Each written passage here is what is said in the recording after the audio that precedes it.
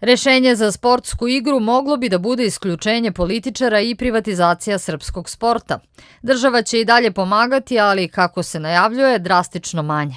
Godinama se ogroman novac poreskih obveznika slivao u kasu dva najpopularnija srpska kluba, a od njih su, čulo se u emisiji Upitnik, stizali i najveći pritisci. Javnost je saznala i koliko je novca ove sezone uloženo u košarkaške klubove Partizan i Crvena zvezda. 1.900.000 u odnosu na 1.350.000, a ne 1.037.000. Mislim da je gospodin Čović zaboravio Komercijalnu banku, ali to je negde oko 600.000 više za Partizan nego za Crvenu zvezdu. Nisam samo razumeo šta su zamerke. A Crvena zvezda je svakako u fudbalu imala veću podršku nego što je Partizan. Ogroman novac koji država Srbija troši na dva najveća srpska kluba. Svi ostali zajedno u promilima se mere u odnosu na novac koji dobiju Crvena zvezda i Partizan, što je naravno loše. Za ozbiljne rezove sprema se i resorno ministarstvo i hvata, kažu, poslednji voz za neophodne reforme.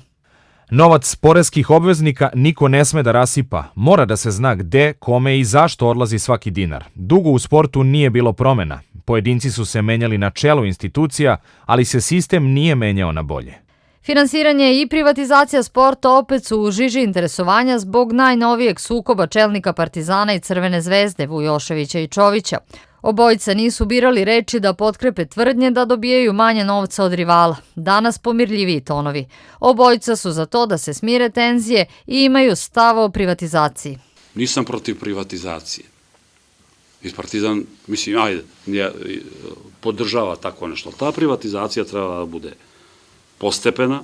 Brza privatizacija mogla bi da izazove samo po meni velike probleme.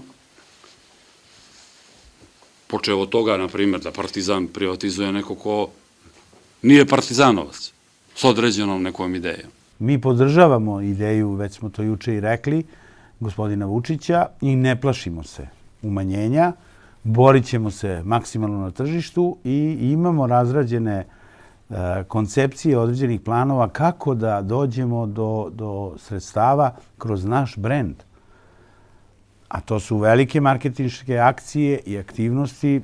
Dok će fudbalski klub Crvena zvezda o ovoj temi govoriti u ponedeljak, crno-beli poručuju da se privatizacija ne može zaustaviti i da je samo pitanje u kakvom će ambijentu biti sprovedena.